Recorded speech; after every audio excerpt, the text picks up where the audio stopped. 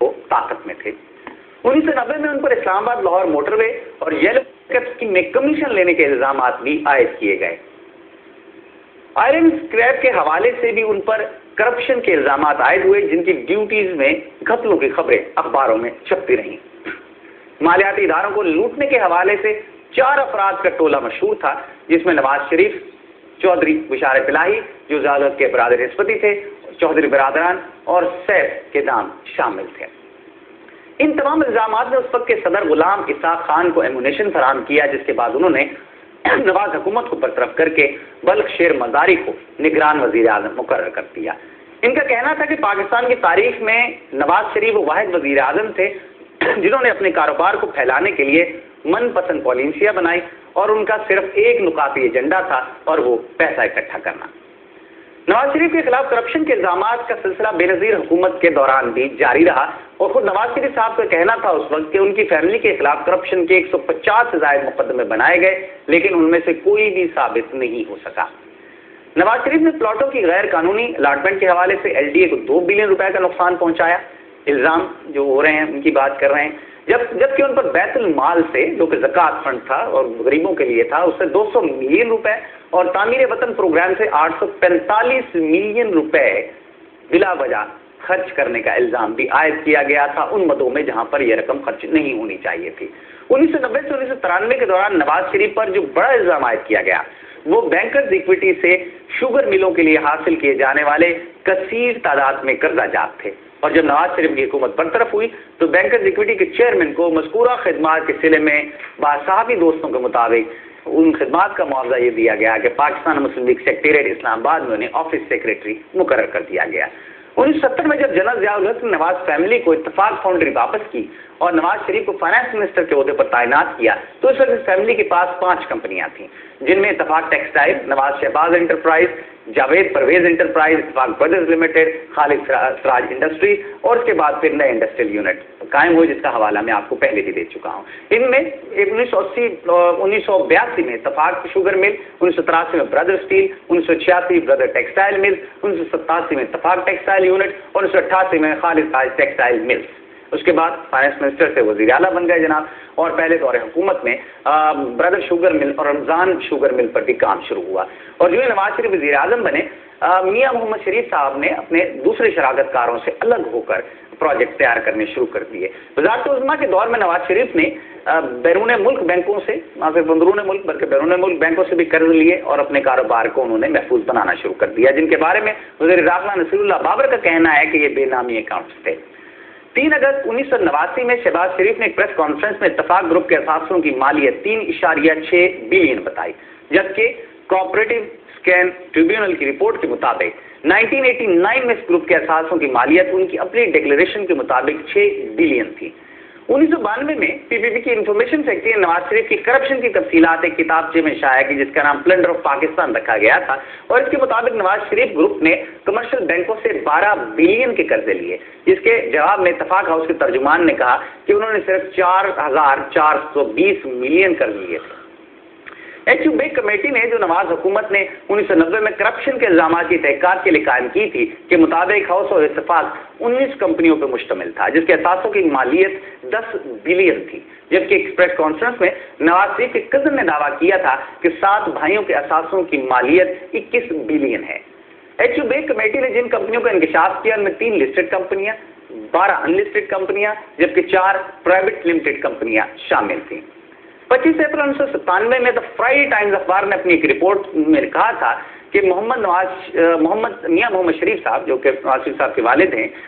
थे, उन्होंने Kashmir sugar mills और बशीर शुगर मिल्स पर काम शुरू कर दिया है, जिसके लिए वो कमर्शियल बैंकों से भारी कर्जों का मुतालबा कर रहे हैं,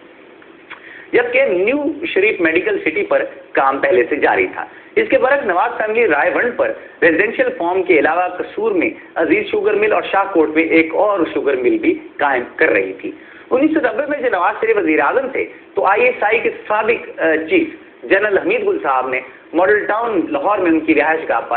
का दौरा किया और उन्होंने بعض حلقوں کے مطابق مختلف اخبارات نے اسے کوٹ بھی کیا کہ انہوں نے نواز شریف کو یہ مشورہ دیا تھا، اس وقت ان کے والد بھی اس نشست میں موجود تھے جہاں یہ بات ہو رہی تھی کہ جناب آپ کیونکہ وزیر اعظم بننے والے ہیں، یا یہ جب اسلامی جمہوری اتحاد بنا، یہ اس دور کی میں بات بتا رہا ہوں کیونکہ آئی ایس آئی کا بہت زیادہ عمل دخل تھا اور بہت سی فنڈنگ بلکہ اسلامی جمہوری اتحاد کو آئی ایس آئی کے ذریعے کی گئی تھی، اور اس وقت انہوں نے یہ کہا کہ آپ ایک ٹرسٹ بنا دیجیے اور اپنی تمام جتنی بھی جائیداد ہے، اثاثے ہیں، وہ اس ٹرسٹ میں رکھ دیجیے تاکہ آپ کے مستقبل میں کوئی کرپشن کا الزام عائد نہ کر سکے۔ تو اس کے جواب میں نواز شریف صاحب تو کچھ نہیں بولے، لیکن ان کے ابا جی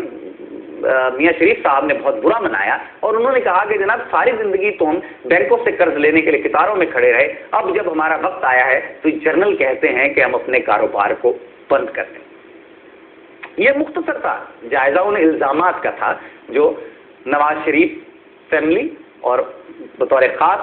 میاں محمد نواز شریف پر لگتے رہے۔ واپس چلے آتے ہیں نواز شریف صاحب کے دوسرے دور اقتدار کی جانب، اور پھر اس سے لے کر اب تک کا ایک جائزہ ہم آپ کی نظر ضرور کریں گے۔ 1993 کے انتخابات میں ایک بار پھر نواز شریف کی جماعت مسلم لیگ نون بھاری اکثریت سے کامیاب ہو جاتی ہے۔ اس بھاری بھرکم مینڈیٹ کے حصول کے فوراً بعد نواز شریف نے برسر اقتدار آ کر جو پہلا کام کیا وہ اس 8ویں آئینی ترمیم کا خاتمہ تھا، جس کے تحت صدر پاکستان کے پاس یہ اختیار تھا کہ وہ اسمبلیوں کو برطرف کر سکتے ہیں، اور اس کا نشانہ ظاہر ہے کہ نواز شریف خود بن چکے تھے۔ 8ویں آئینی ترمیم کو ختم کرنے کے لیے آئین میں 13ویں ترمیم پاس کروائی گئی۔ اس ترمیم کو ختم کرنے میں نواز شریف کی جماعت سمیت دیگر تمام سیاسی جماعتوں نے اس میں بھرپور حصہ لیا۔ اس طرح نواز شریف نے پارلیمنٹ پر جو ایک چیک اینڈ بیلنس کا سسٹم تھا اسے ختم کر دیا۔ نواز شریف نے اسی پر اکتفا نہیں کیا بلکہ انہوں نے اپنے ارکان پارلیمنٹ پر مکمل کنٹرول حاصل کرنے کے لیے آئین میں 14ویں ترمیم کر دی، جس کو پارٹی ڈسپلن کا نام دیا گیا۔ دوسرے دور کا خاتمہ کس بات پر ہوا آپ کو معلوم ہے، لیکن دوسرے دور کے دوران اس پر بھی اکتفا نہیں کیا نواز شریف صاحب نے کہ بہت ہیوی مینڈیٹ تھا ان کے پاس۔ کے بعد دیگر ان کے فتوحات کا سلسلہ آگے بڑھتا رہا، عدلیہ سے لے کر پریس تک، پریس سے لے کر دیگر ادارے یکے بعد دیگرے وہ ان کو رونتے رہے اور طاقت کو بڑھاتے رہے۔ پہلے جائزہ لیں گے عدلیہ کا کہ عدلیہ کے ساتھ ان کے دور حکومت میں کیا سلوک ہوا۔ ان تمام جو کام پہلے ان کے ابتدائی سے 13ویں ترمیم انہوں نے بنا لی اور وہ دیگر ترامیم آ گئی، 8ویں ترمیم ختم ہو گئی۔ اب ظاہر ہے کہ دوسرا بڑا مسئلہ میرے خیال میں اس وقت ان کو عدلیہ محسوس ہوا کہ جی عدلیہ کے ساتھ بھی کچھ ہونا چاہیے۔ نواز شریف نے اس وقت سپریم کورٹ کے چیف جسٹس جو تھے وہ سجاد علی شاہ صاحب تھے، جن کو بینظیر بھٹو نے چیف جسٹس نسیم حسین شاہ کے ریٹائرمنٹ کے بعد 2 سینئر ججوں پر سپر سیڈ کر کے انہیں نظر انداز کیا گیا، 2 سینئر ججوں کو، اور انہیں چیف جسٹس آف پاکستان بنا دیا گیا تھا۔ اور یہ اس بینچ کے جس نے سماعت کی تھی نواز شریف کے پہلے دور کی، جب انہوں نے ریٹ دائر کی تھی اپنی حکومت کی برطرفی کے خلاف، تو سجاد علی شاہ صاحب اس وقت واحد آدمی تھے اس پورے بینچ کے اندر جنہوں نے نواز شریف حکومت کی بحالی کی مخالفت کی تھی، لہذا وہ کشیدگی کی تاریخ پرانی تھی ان کے درمیان، نواز شریف صاحب اور سجاد علی شاہ صاحب کے درمیان۔ اور جب نواز شریف نے خصوصی طور پر خصوصی عدالتوں کی تشکیل کا ایک کام شروع کیا جو اسپیشل کورٹس ہیں، تو اس سلسلے میں جو چیف جسٹس ہیں سپریم کورٹ کے اس وقت کے سجاد علی شاہ صاحب، ان کے ایڈوائس کو انہوں نے نظر انداز کر دیا۔ نواز شریف نے چیف جسٹس کی جانب سے سپریم کورٹ میں جو 5 خالی اسامیاں ہیں ان کو پر کرنے سے اس وقت نہ صرف انکار کر دیا بلکہ ان اسامیوں کو انہوں نے سرے سے ختم کر دیا۔